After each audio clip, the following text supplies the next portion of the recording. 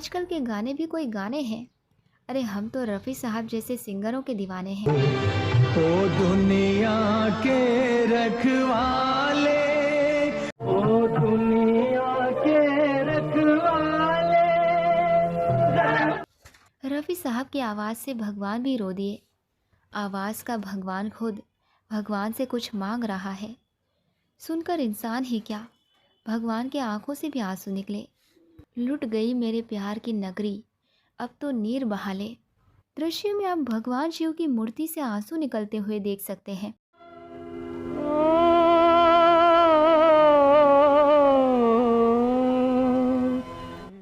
और उस दृश्य से मेल खाते हुए रफ़ी साहब ने उस गीत को इतने समर्पण के साथ गाया जैसे रोंगटे ही खड़े हो गए और मेरी आंखों से आंसू भी निकल आए। ऐसा लगता है कि ये गाना नहीं, भगवान की स्तुति सुन रहे हैं। आंखों से आंसू रुकने का नाम ही नहीं लेते। रफ़ी साहब की आवाज़ ने मुझे भी रुला दिया।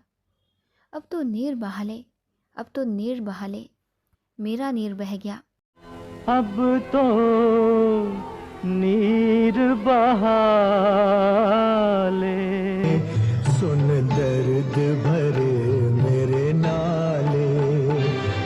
यहाँ से सुरों की ऊंचाई की सीमा समाप्त हो जाती है और फिर नौशाद साहब की इस रचना से रफ़ी साहब की आवाज़ की बुलंदी शुरू होती है। रखवाले, है कोई ऐसा गीत हमारे देश में जो इस गीत के आसपास भी भटक सके? इसे कहते हैं शुद्ध भारतीय शास्त्रीय संगीत। रफ़ी साहब इस गाने के आखिर में ओरिजिनल से भी एक सुर ऊपर तक गाए हैं। रखवाले,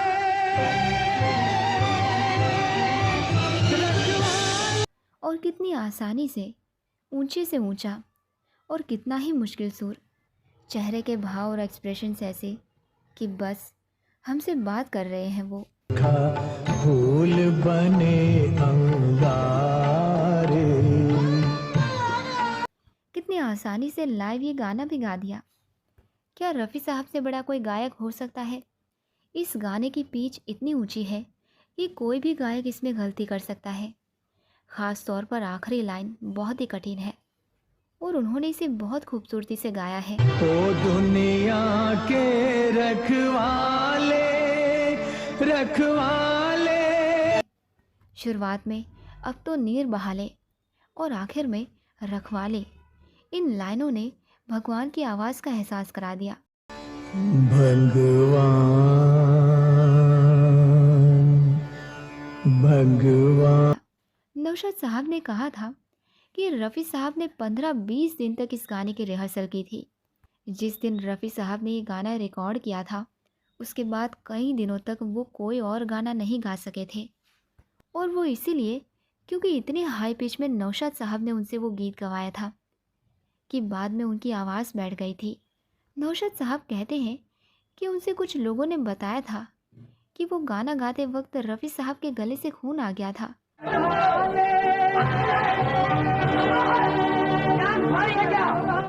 और उन्हें स्वर रज्जु को ठीक करने के लिए अगले 10 दिनों तक खुद को गाने से रोकना पड़ा।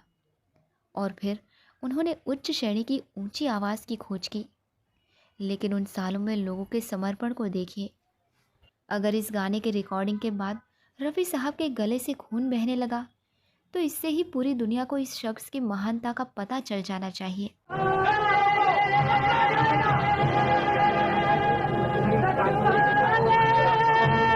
खुदा हम सब पर रहमत बरसाता है, लेकिन रफ़ी साहब पर इतनी रहमत थी कि वो 3 सप्तक में आसानी से गाने की क्षमता रखते थे। वो एक सज्जन व्यक्ति भी थे, स्वभाव से विनम्र, धार्मिक और मृदुभाषी।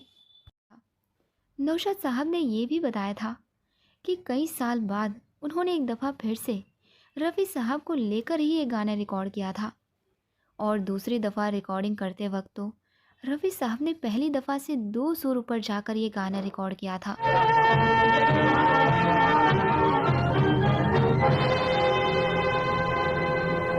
जब भी ये गीत सुनते हैं आंखों से आंसू आ जाते हैं। मैं इस गीत की मधुर आवाज़ और गीत के शब्दों को शब्दों में बयां नहीं कर सकती।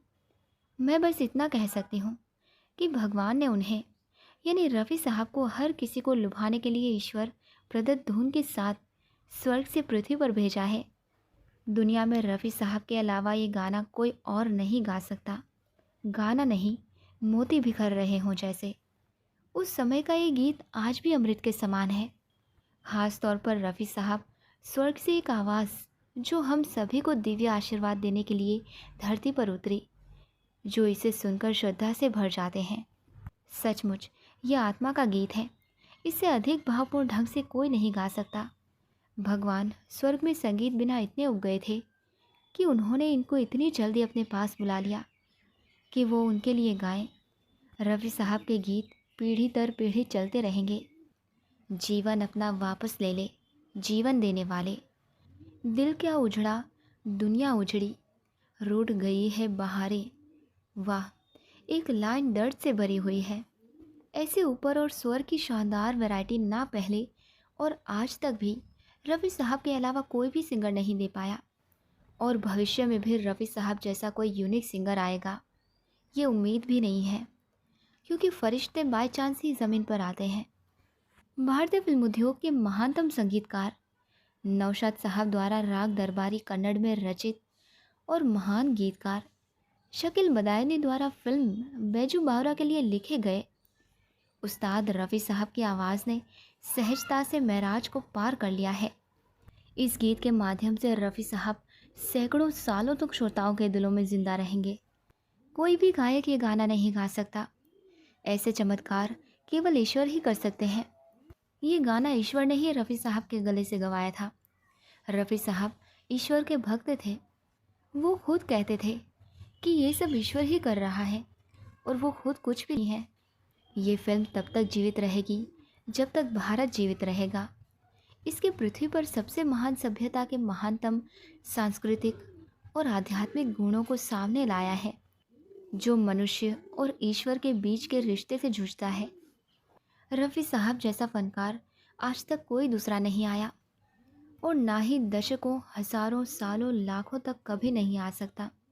रफ़ी साहब एक थे और एक ही रहेंगे। रफ़ी साहब, आप संगीत के सम्राट थे। इसमें कोई संदेह नहीं कि आप अपने गायकी में लय और मधुरता बनाए रखते हैं। बीच में कोई कंपन नहीं होता। भगवान शिव वास्तव में आपके भीतर हैं। रफ़ी साहब ने राग मालकोस में ये भजन ऐसे गाया है जैसे मन और आत्मा का परमात्मा से मिलन हो गया हो। रफ़ी साहब, जब तक धरती सांस लेगी और सूरज चमकेगा, तब तक आपको हमेशा याद रखा जाएगा। नौशाद साहब ने एक बार अपने एक इंटरव्यू में किस्सा बताया था। वो किस्सा जुड़ा था बैजू बावरा फिल्म के ही एक और मशहूर गीत से, जिसके बोल थे, ओ दुनिया के रखवाले, सुन दर्द भरे मेरे नाले। नौशाद साहब ने ये गीत रफ़ी साहब से गवाया था। ये गीत राग दरबारी पर आधारित है। उस किस्से में नौशाद साहब कहते हैं कि एक दफ़ा उन्होंने एक बार अखबार में एक खबर पढ़ी। खबर कुछ यूँ थी कि देश के किसी शहर में एक अपराधी को फांसी की सज़ा हुई थी। जब उसकी फांसी का समय नज़दीक आया तो उससे उसकी आखिरी इच्छा पूछी गई। जेल के अधिकारियों को लग रहा था कि वो कैदी किसी से मिलने की ख्वाहिश जताएगा, या अपने पसंद की कोई चीज़ खाने की इच्छा जाहिर करेगा, या कुछ पीने की बात कहेगा। लेकिन उस कैदी ने जो कहा वो जेल के अधिकारियों के लिए किसी आश्चर्य से कम नहीं था। कैदी ने अपनी आखिरी ख्वाहिश के तौर पर कहा कि फांसी से पहले वो बैजू बावरा फिल्म का गीत, ओ दुनिया के रखवाले, सुन दर्द भरे मेरे नाले, जीवन अपना वापस ले ले, जीवन देने वाले, वो सुनने की इच्छा जताई। चूँकि उस कैदी की वो आखिरी इच्छा थी, तो जेल में उसके लिए टैप रिकॉर्डर का इंतज़ाम किया गया और वही गाना प्ले भी किया। हो दुनिया के रखवाले। हम रफ़ी साहब, नौशाद साहब और शकील बदायूनी जैसे कलाकारों को फिर कभी नहीं देख पाएंगे। इन भूतपूर्व महान कलाकारों ने मिलकर हमें कई अनमोल रत्न दिए हैं। बैजू बावरा के गाने वाकई शानदार हैं। जब ये गीत रिकॉर्ड किया गया था तब रफ़ी साहब की उम्र सिर्फ 28 साल थी, लेकिन उनकी आवाज़ कितनी परिपक्व और मधुर थी। इसे महानता कहते हैं। जीवन अपना वापस ले ले, जीवन देने वाले, इससे अधिक पीड़ा में कोई व्यक्ति नहीं हो सकता। रफ़ी साहब इस दुनिया से बाहर थे।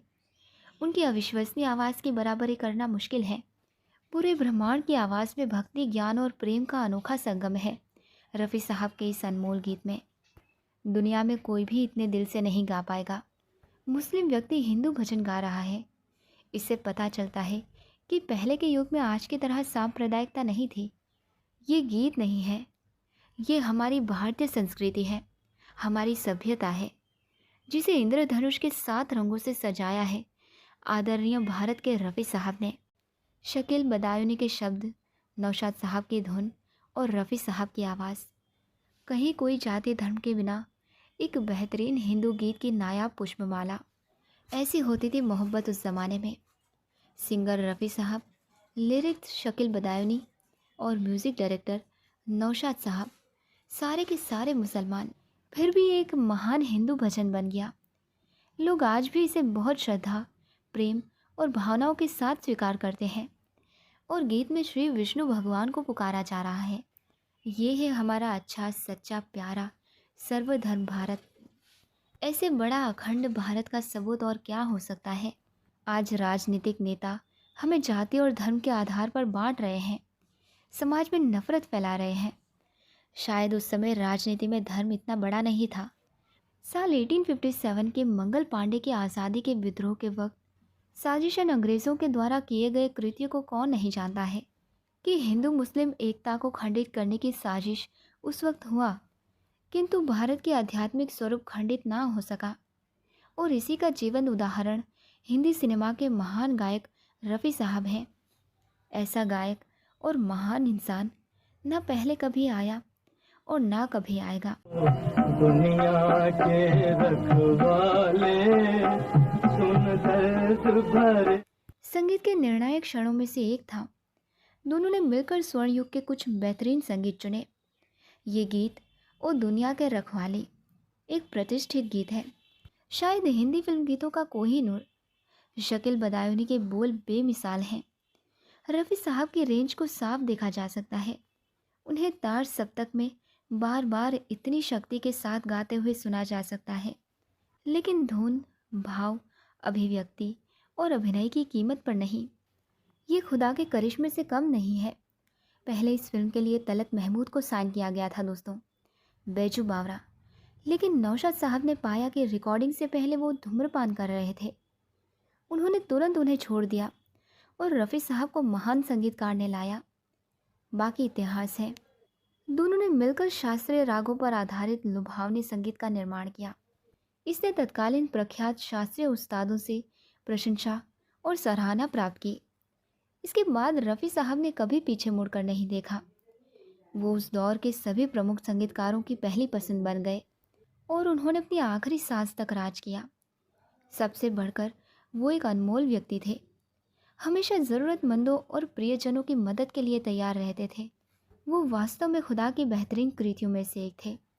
जब तक पृथ्वी रहेगी तब तक ये चमकती रहेगी। ये बताने की ज़रूरत नहीं है कि रफ़ी साहब क्यों लेजेंड हैं। ये एक गाना ये साबित करने के लिए काफ़ी है कि उन्हें क्यों लेजेंड कहा जाता है। नाले ओ दुनिया के रखवाले। बैजू बावरा मध्य युग की ऐतिहासिक कहानी पर आधारित इस फिल्म में दो महान व्यक्तियों के बीच संगीत प्रतियोगिता को बखूबी दर्शाया गया है, जिसके लिए नौशाद साहब और गायक रफ़ी साहब ने इस फिल्म में अपना बेहतरीन काम करके इस दुनिया में अमर हो गए और गीतकार भी अपने शानदार गीत छोड़कर चले गए। मैंने अभी तक इससे मेल खाता कोई गाना नहीं देखा है। इतनी तड़प। रफ़ी साहब, ये गीत किसी की भी आंखें नम कर सकता है। भगवान सर्वश्रेष्ठ पर शास्त्रीय, पृथ्वी का सर्वश्रेष्ठ गायक। ये बॉलीवुड के इतिहास का सबसे कठिन गाना है। महान रफ़ी साहब के अलावा कोई भी इस गाने को गाने के बारे में सोच भी नहीं सकता था। क्या आप कल्पना कर सकते हैं कि कोई गायक इस गीत को सिर्फ एक बार में गा सकता है? ये रफ़ी साहब की महानता है और कोई भी कभी भी रफ़ी साहब के गाए गीतों को मात नहीं दे सकता। वो खुद अपने प्रतिस्पर्धी थे। रफ़ी साहब जैसे गायक हमारे भारत के गायक थे, ये सोचकर गर्व महसूस होता है। इस गाने को मैं जब भी सुनती हूँ, हर बार मुझे आश्चर्य होता है कि भगवान ने रफ़ी साहब की आवाज़ में ये स्वर्गीय गीत कैसे गाया। रफ़ी साहब को भारत रत्न से सम्मानित करने से रत्न की शान में इजाफा ही होगा। रफ़ी साहब स्वयं एक दिव्य व्यक्ति थे। जब वो धार्मिक गीत गाते थे तो उनका अंदाज अद्वितीय और अद्वितीय होता था।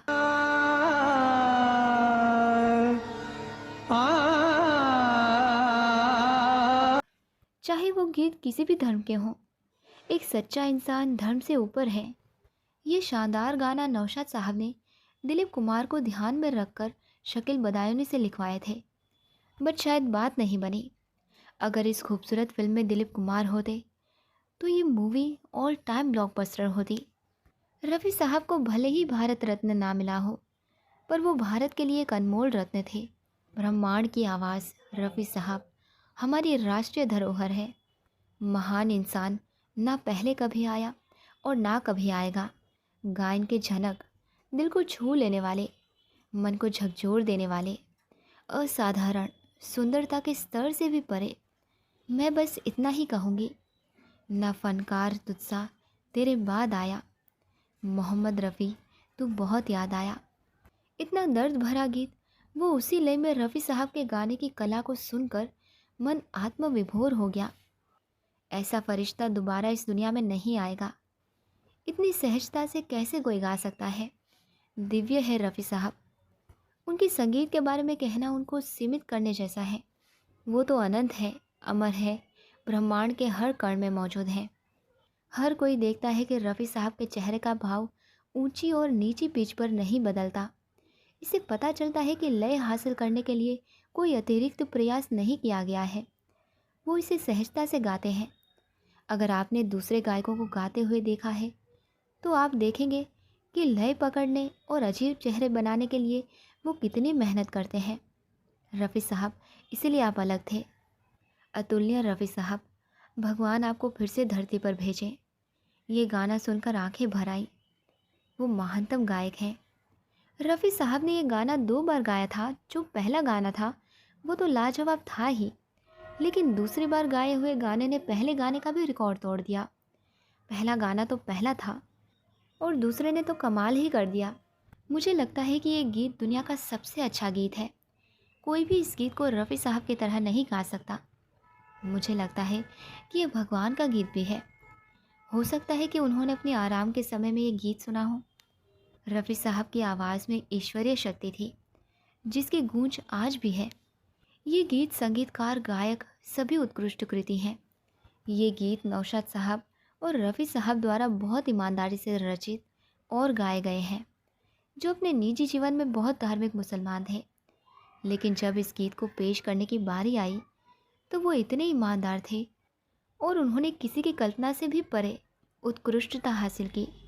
ये गीत 70 साल से भी ज़्यादा पुराना है, फिर भी कोई भी इस तरह की उत्कृष्टता के करीब भी नहीं पहुंच पाया है। इंसान नहीं किसी धर्म का होता है। रफ़ी साहब मुसलमान थे, लेकिन हिंदू धर्म के भजन को कितनी पवित्रता से निभाया है। जब आप हमारे महानतम रफ़ी साहब को गाते हुए सुनते हैं तो हमें ऐसा महसूस होता है जैसे स्वर्ग का कोई फरिश्ता गा रहा हो। उनके चेहरे पर भाव देखिए, बस एक सरल और मासूम भाव। नागन बन गई रात सुहानी, पत्थर बन गए। ये भगवान का उपहार है। वो वाणी के देवता थे। वाकई रूहानी आवाज़ है रफ़ी साहब आपकी। उन्होंने सफलतापूर्वक गीत में भक्ति भावना जोड़ दी। रफ़ी साहब की आवाज़ परमात्मा की आवाज़ है, किसी भी तुलना से परे, बहुत ही सरल। वो अद्भुत होगा जिसने रफ़ी साहब को गाते देखा होगा। उनकी कमी को कोई पूरा नहीं कर सकता। उन्हें हमेशा हर कोई अपने दिलों में रखकर जीवित रख सकता है। आप ध्यान से देखेंगे तो उनकी आंखें बिल्कुल संत जैसी हैं। ओ जीवन अपना वापस ले ले। बैजू बावरा फिल्म मैंने कई बार देखी है, सिर्फ इसी गाने के लिए।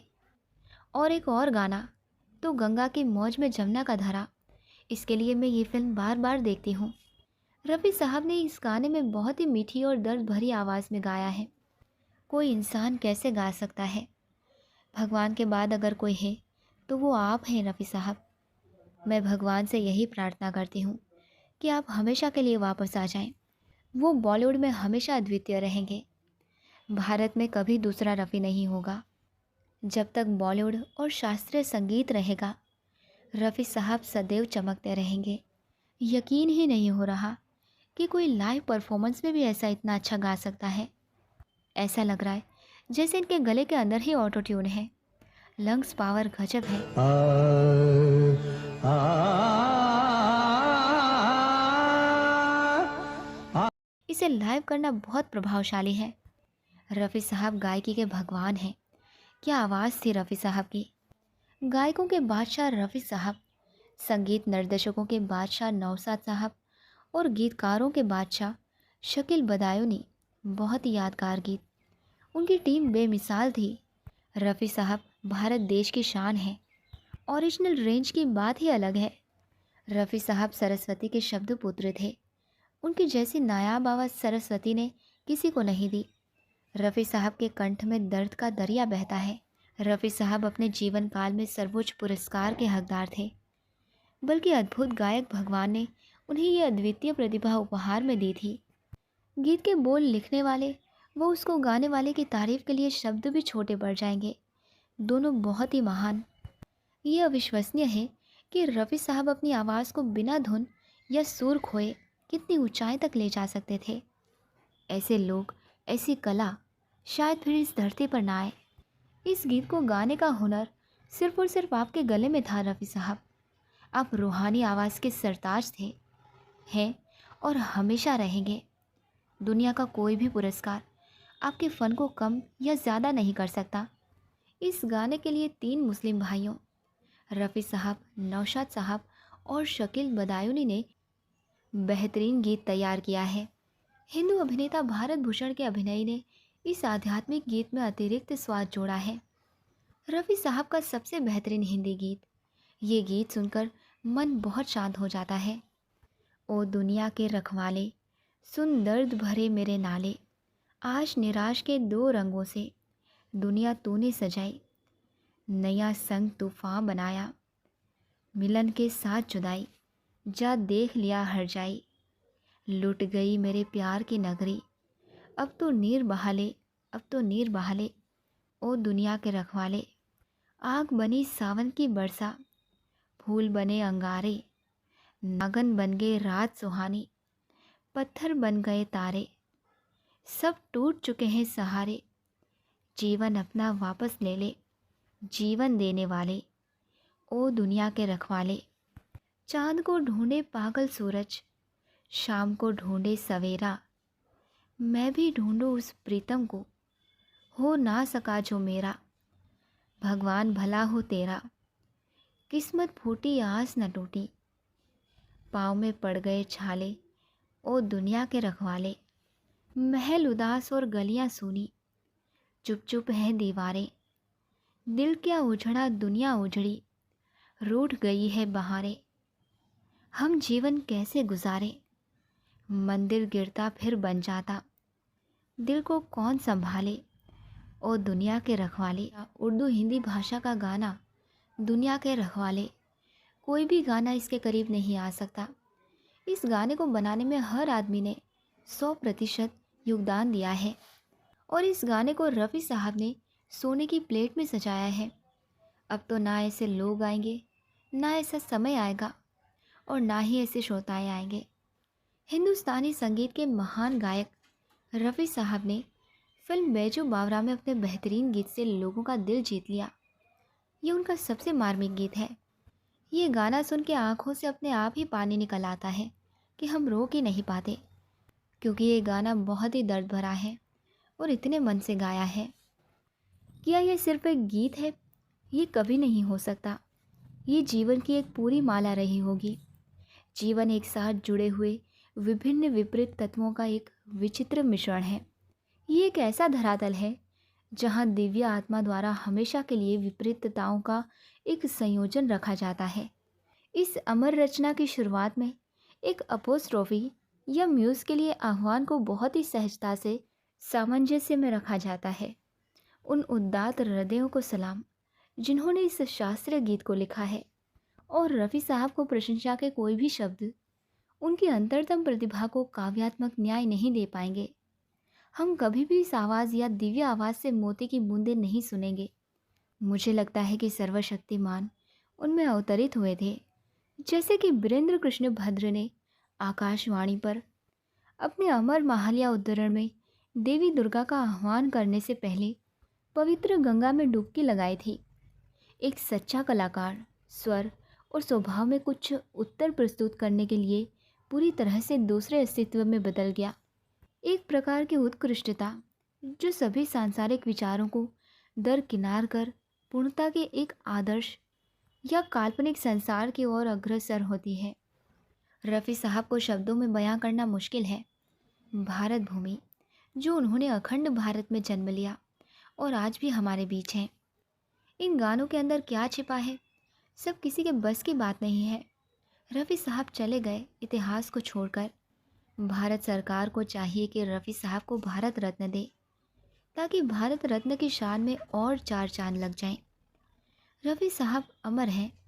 जब तक दुनिया रहेगी, संगीत रहेगा, तब तक रफ़ी साहब को याद किया जाता रहेगा। दिल क्या उजड़ा, दुनिया उजड़ी, रूठ गई। वही जिंदगी, वही मरहले, वही कारवा, वही रास्ते। वही जिंदगी, वही मरहले, वही कारवा, वही रास्ते। मगर अपने अपने मकाम पर, कभी तुम नहीं, कभी हम नहीं। क्या हुए वो दिन।